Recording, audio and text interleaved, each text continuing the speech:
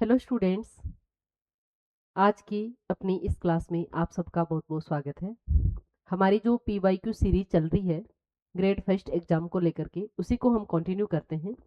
आज की इस क्लास के अंदर हम मोस्ट इम्पॉर्टेंट 15 क्वेश्चन जो है उनको डिस्कस करने वाले हैं। तो चलिए शुरू करते हैं आज की अपनी क्लास। यहाँ पर आपका फर्स्ट क्वेश्चन है, many of the vitamin B serve as which one of the following. बहुत से बी विटामिन निम्नलिखित में से किस एक के रूप में कार्य करते हैं? एंटागोनिस्ट के रूप में, एंटीऑक्सीडेंट के रूप में, कोएंजाइम के रूप में, सेरोटोनिन प्रीकर्सर के रूप में। अगर हम बात करें विटामिन बी की, यानी कि जो विटामिन बी है उसको हम क्या कहते हैं? Vitamin B complex. सबसे पहले तो विटामिन बी कॉम्प्लेक्स ऐसा क्यों कहते हैं? क्योंकि जो विटामिन बी है वो कितने होते हैं? B1, B2, B3, B5, B6, B9, B12, बहुत सारे जो विटामिन हैं वो होते हैं, इसलिए हम उनको एक ही वर्ड में क्या बोल देते हैं? विटामिन बी कॉम्प्लेक्स बोल देते हैं। पहली चीज तो ये।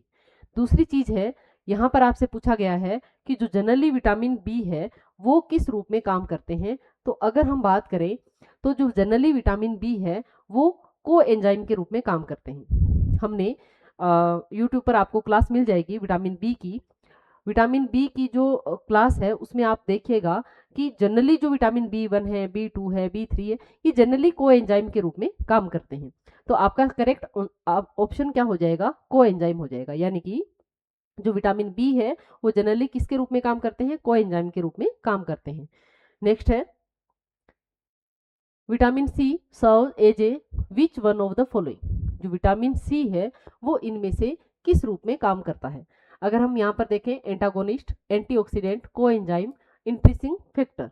तो यहाँ पर हम हमने जो विटामिन सी है उसमें भी पढ़ा है, और जो विटामिन ई है उसमें भी हमने पढ़ा है कि ये जो है ये एंटीऑक्सीडेंट की तरह काम करते हैं। यानी कि विटामिन सी है, विटामिन ई है, ये दोनों ही किसकी तरह काम करते हैं? एंटीऑक्सीडेंट की तरह काम करते हैं। तो आपका करेक्ट ऑप्शन हो जाएगा ऑप्शन बी, एंटीऑक्सीडेंट की तरह काम करता है। नेक्स्ट है, ए women may need iron supplements which which one of the following goals during lactation। अगर हम बात करें लैक्टेशन पीरियड की, तो लैक्टेशन पीरियड के दौरान जो एक महिला होती है वो आयरन सप्लीमेंट क्यों लेती है? उसको आयरन सप्लीमेंट की क्यों जरूरत है लैक्टेशन पीरियड में? लैक्टेशन पीरियड का मतलब क्या है कि जो महिला अपने बच्चे को स्तनपान करवा रही है उसको आयरन सप्लीमेंट की क्यों जरूरत है? To enhance the iron in her breast milk, to provide iron for the infant's growth, to replace the iron in her body store, to support the increase in her blood volume। उसके स्तन के दूध में iron को बढ़ाने के लिए, शिशु के विकास के लिए आयरन प्रदान करना, उसके शरीर के भंडार में लोहे को बदलने के लिए, यानी कि जो उसके शरीर में ऑलरेडी आयरन प्रेजेंट है वो खर्च हो रहा है तो उसको रिप्लेस करने के लिए आयरन की जरूरत है, या फिर उसके रक्त की मात्रा में वृद्धि का समर्थन करने के लिए। तो यहाँ पर जो इसका करेक्ट ऑप्शन होगा वो हो जाएगा आपके option C, to replace the iron in her body store.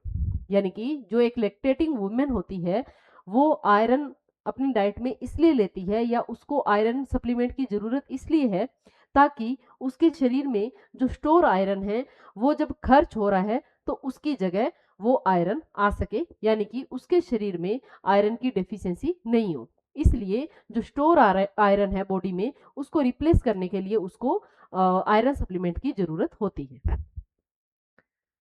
Next है, milk is produced by the mammary glands of mammals and known as primary source of nutrition for newly born before they are able to digest other types of food।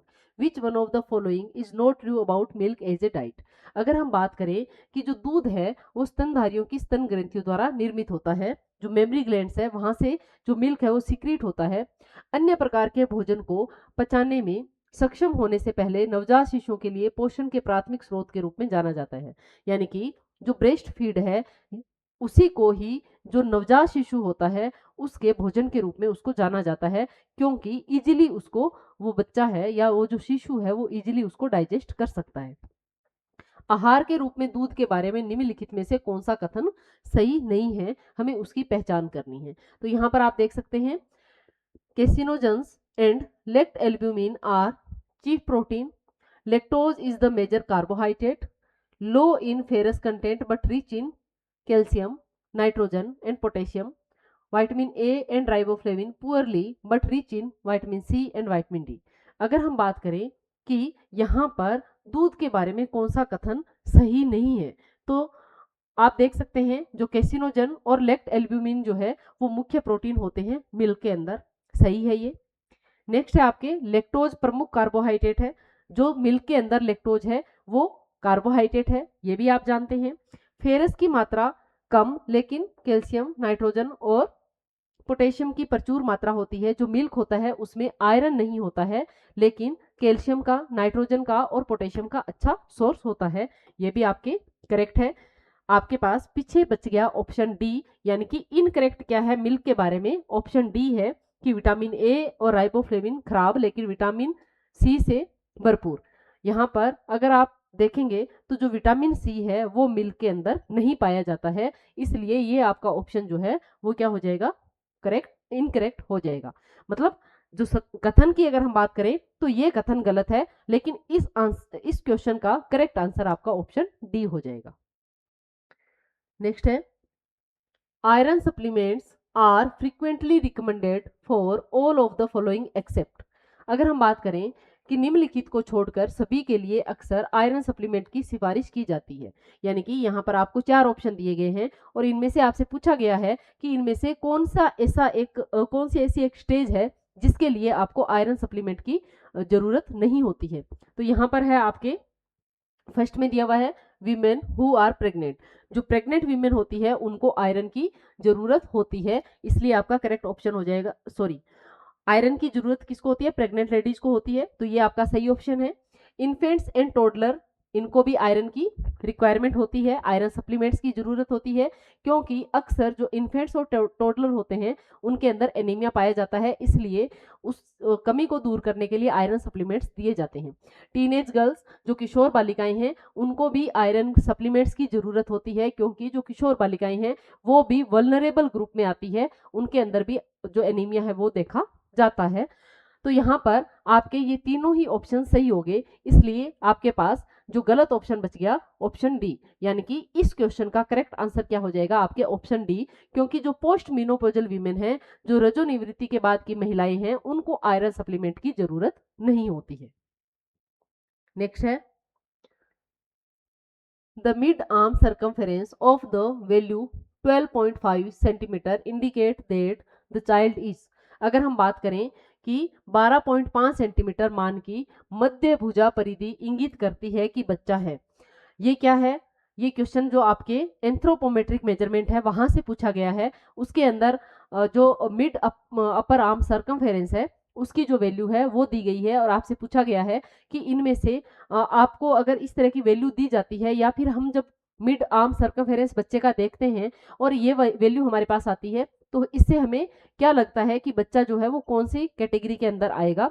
तो यहाँ पर आप देख सकते हैं normal, moderate, malnutrition, severe malnutrition और obese.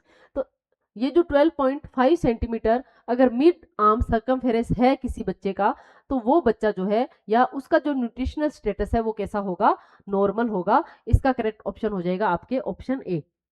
यहाँ पर आप देख सकते हैं इस तरह से जो मिड आर्म सर्कमफेरेंस है उसको देखा जाता है, इस तरह का एक स्केल होता है और इस स्केल के माध्यम से जो है वो आपके इसको नापा जाता है। और जब इसकी वैल्यू जो है यहाँ पर आप देख सकते हैं 12, 13, 14, 15 यानी कि 12.5 से जो ये इधर वाली जितनी भी वैल्यूज है ये ग्रीन वैल्यूज है, यानी कि ये किस में आ जाएंगे आपके ग्रीन वैल्यू, नो एक्यूट माल न्यूट्रिशन, यानी कि ग्रीन वैल्यूज अगर आ जाती है इसका मतलब जो बच्चा है वो माल न्यूट्रिशन की कैटेगरी में नहीं आता है, वो बच्चा एक नॉर्मल बच्चा या हेल्दी बच्चा होता है। अगर हम बात करें ये जो येलो पोर्शन वाला जो हिस्सा है इसके अंदर अगर वैल्यू आती है तो इसका मतलब क्या है कि मॉडरेट एक्यूट माल न्यूट्रिशन है, यानी कि माल न्यूट्रिशन की जो यूँ कह सकते हैं हम कि माल न्यूट्रिशन की श्रेणी में आने वाला है बच्चा।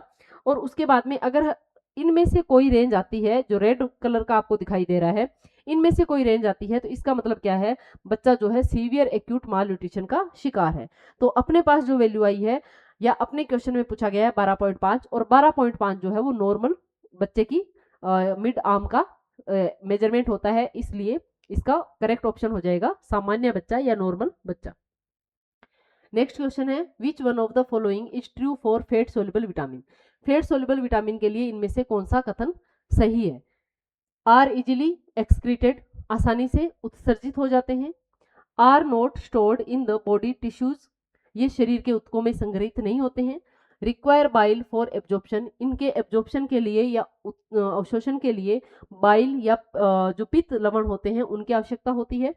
सेल्डम रीच टॉक्सिक लेवल, और शायद ही कभी विषाक्त स्तर तक पहुंचते हैं। तो यहाँ पर जो फैट सोल्युबल विटामिन है उनके लिए जो सही कथन है वो यहाँ पर हो जाएगा आपके रिक्वायर बाइल फॉर एब्जॉर्प्शन, क्योंकि आर इजिली एक्सक्रीटेड नहीं होते हैं ये, क्योंकि ये फैट सोल्युबल विटामिन है। ये जो विशेषता है ये किसकी है, ये वाटर सोल्युबल विटामिन की है।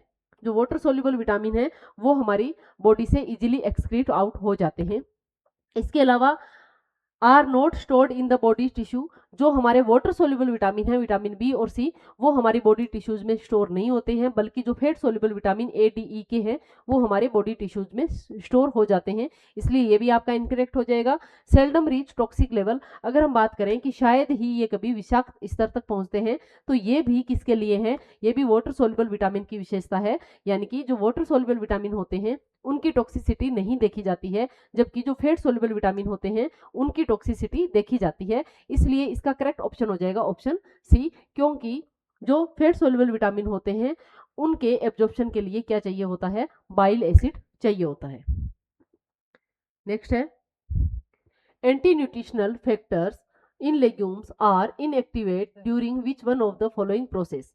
निम्नलिखित में से किस प्रक्रिया के दौरान फलियों में पोषण विरोधी कारक निष्क्रिय हो जाते हैं। जो लेग्यूम्स होते हैं उनके अंदर कुछ पोषण रोधी जो हम यूं कह सकते हैं फैक्टर्स या कारक पाए जाते हैं, जो कि जो उनके अंदर जो भी पोषक तत्व होते हैं उनको हमारे शरीर में एब्जॉर्ब नहीं होने देते हैं।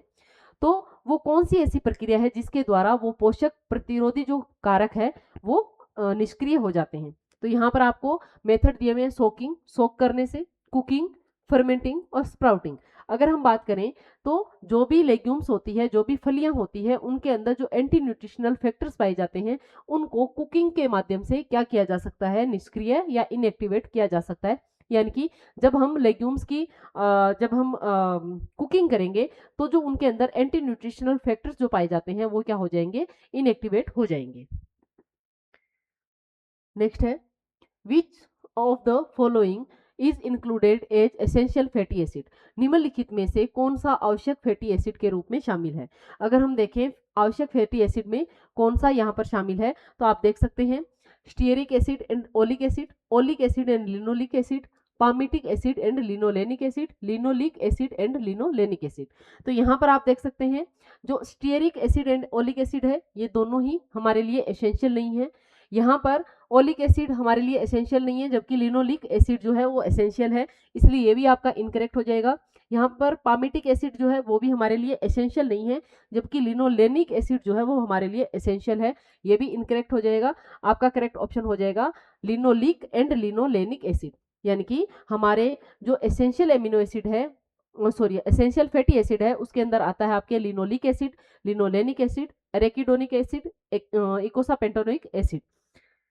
यहाँ पर आप देख सकते हैं आपके कौन कौन से एसेंशियल फैटी एसिड्स होते हैं, linoleic alpha linolenic acid, arachidonic acid, eicosapentaenoic acid और डोकोसा हेक्सानोइक एसिड। ये आपके सारे के सारे कौन से हैं, एसेंशियल फैटी एसिड्स के एग्जांपल्स है। यहाँ पर आप देख सकते हैं choose the steps involved in cheese preparation is the correct sequence from the following. यहाँ पर जो चीज तैयार करने की जो चरण दिए हुए हैं और उनको हमें क्या करना है, सीक्वेंस में अरेंज करना है। तो यहाँ पर आप देख सकते हैं पहला है आपका एडिशन ऑफ एंजाइम, सेकंड है curd cutting and cooking, next है acidification of milk, curd draining and cheddaring, fifth है पास्चुराइजेशन ऑफ मिल्क, सिक्स है सॉल्टिंग एंड प्रेसिंग और सेवंथ है राइपनिंग। तो सबसे पहले अगर हम बात करें मिल्क से चीज बनाने की तो सबसे पहला प्रोसीजर हम क्या करेंगे, सबसे पहला प्रोसीजर इन सारे स्टेप में से हम क्या करेंगे, सबसे पहले हम मिल्क को क्या करेंगे, पास्चुराइज करेंगे। क्या करेंगे, हम मिल्क को पास्चुराइज करेंगे। यहाँ पर आप देख सकते हैं ये वाला जो ऑप्शन है ये आपके फर्स्ट पे आएगा। यहाँ आप देख सकते हैं यहाँ पर पहला है गलत हो जाएगा, यहाँ पर थर्ड है ये भी गलत हो जाएगा, यहाँ भी पहला ये गलत हो जाएगा। आपका करेक्ट ऑप्शन हो जाएगा ऑप्शन बी। यानी कि अगर आपको ये एक ऑप्शन भी पता है तो आपका जो क्वेश्चन है वो करेक्ट हो सकता है। उसके बाद में देख लीजिए पास्चुराइजेशन ऑफ मिल्क के बाद में आ जाएगा आपके एसिडिफिकेशन ऑफ मिल्क, यानी कि दूध का अम्लीकरण करना। सेकंड क्या आ जाएगा आपके, दूध का अम्लीकरण करना। उसके बाद में आ जाएगा आपके एडिशन ऑफ एंजाइम। अब हम क्या करेंगे, एंजाइम ऐड करेंगे मिल्क के अंदर। उसके बाद में जब एंजाइम ऐड कर देंगे उसके बाद में क्या हो जाएगा, कर्ड बन जाएगा। अब हम क्या करेंगे, कर्ड की कटिंग करेंगे और देन कुकिंग करेंगे। उसके बाद में जब कर्ड की कटिंग हो जाएगी, कुकिंग हो जाएगी, उसके बाद में कर्ड ड्रेनिंग एंड चेडारिंग। उसके बाद में हम क्या करेंगे, दही को हम छानेंगे और उसको चेडारिंग करेंगे उसकी। नेक्स्ट हम क्या करेंगे, सॉल्टिंग एंड प्रेसिंग। अब हम क्या करेंगे, सॉल्टिंग एंड प्रेसिंग करेंगे और देन लास्ट में अगर हम बात करें तो लास्ट में जो है वो हम करेंगे राइपनिंग। तो ये है आपके चीज बनाने की प्रोसेस, जिसको हमें क्या करना है, सीक्वेंस में लगाना है। नेक्स्ट है यहाँ पर आप देख सकते हैं रो मिल्क है उसको पास्चुराइज किया जाता है। उसके बाद में addition of starter culture, then addition of rennet यानी कि कोएगुलेट किया जाता है। तो यहाँ पर वे को सेपरेट किया जाता है, देन सोल्टिंग और शेपिंग किया जाता है और जो चीज बन जाती है उसकी एजिंग की जाती है यानी कि राइपनिंग की जाती है। नेक्स्ट है pregnant women should take all the following supplements except. जो गर्भवती महिला होती है उसको सारे सप्लीमेंट्स लेने चाहिए सिवाय एक के। वो सिवाय एक क्या है, आपके ऑप्शन दिए हुए विटामिन ए, फोलेट, आयरन और विटामिन सी। अगर हम बात करें फोलेट की तो ये क्या है, फोलिक एसिड है। क्या है ये, फोलिक एसिड है। तो ये हमें पता है कि फोलिक एसिड और आयरन के सप्लीमेंट तो जो गर्भवती महिला है उसको लेने ही होते हैं। तो ये तो दोनों आपके हो जाएंगे सही, यानी कि ये तो दोनों गर्भवती महिला को लेने ही होते हैं। अब बच गया आपके पास ऑप्शन ए और डी। यहाँ पर आप देख सकते हैं विटामिन ए। हमने विटामिन ए जब पढ़ा था उसके अंदर हमने ये पढ़ा था कि विटामिन ए के जो सप्लीमेंट है वो गर्भवती महिला को अगर बहुत ज्यादा अर्जेंट ना हो तो उसको नहीं देना चाहिए, क्योंकि उससे क्या हो जाता है, उससे समय से पहले जो प्रसव है वो हो सकता है। यानी कि विटामिन ए की क्या हो जाती है, टॉक्सिसिटी हो जाती है। इसलिए आपका ऑप्शन करेक्ट कौन सा हो जाएगा, विटामिन ए। यानी कि विटामिन ए का सप्लीमेंट जो है वो एक प्रेग्नेंट वीमेन को नहीं लेना चाहिए। उसको कौन कौन से सप्लीमेंट दिए जाते हैं, फोलिक एसिड, आयरन और विटामिन सी, ये सप्लीमेंट्स दिए जाते हैं, जबकि विटामिन ए सप्लीमेंट जो है वो नहीं दिया जाता। इसलिए इसका करेक्ट ऑप्शन हो जाएगा आपके ऑप्शन ए। नेक्स्ट है cretinism is caused by A deficiency of which one of the following minerals. अगर हम बात करें क्रिटिनिज्म इनमें से कौन से खनिज लवण की कमी से होता है, तो यहाँ पर आप देख सकते हैं आयरन की कमी से एनीमिया होता है, जिंक की कमी से क्रिटिनिज्म नहीं होता है, सेलेनियम की कमी से भी क्रिटिनिज्म नहीं होता है। आपका ऑप्शन करेक्ट हो जाएगा ऑप्शन सी, आयोडीन। आयोडीन की कमी से रिकेट्स, क्रेटिनिज्म इस तरह की डिजीज होती है। यहाँ पर आप देख सकते हैं cretinism is a disease caused by hypothyroidism. Hypothyroidism की वजह से क्रिटिनिज्म हो जाती है। Iodine deficiency in diet during pregnancy, अगर प्रेगनेंसी के दौरान डाइट के अंदर प्रॉपर अमाउंट में आयोडीन नहीं है तो जो बच्चा है उसमें क्या हो जाएगा, क्रिटिनिज्म हो जाएगा। Hypothyroidism leads to impaired development of the growing fetus and leads to mental retardation and stunted growth। यानी कि जो ग्रोइंग फीटस है उसकी ग्रोथ जो है वो रुक जाएगी, उसका डेवलपमेंट रुक जाएगा, मेंटल रिटार्डेशन हो जाएगा, यानी कि उसके जो ब्रेन है उसका डेवलपमेंट नहीं हो पाएगा और उसकी ग्रोथ भी स्टंट हो जाएगी।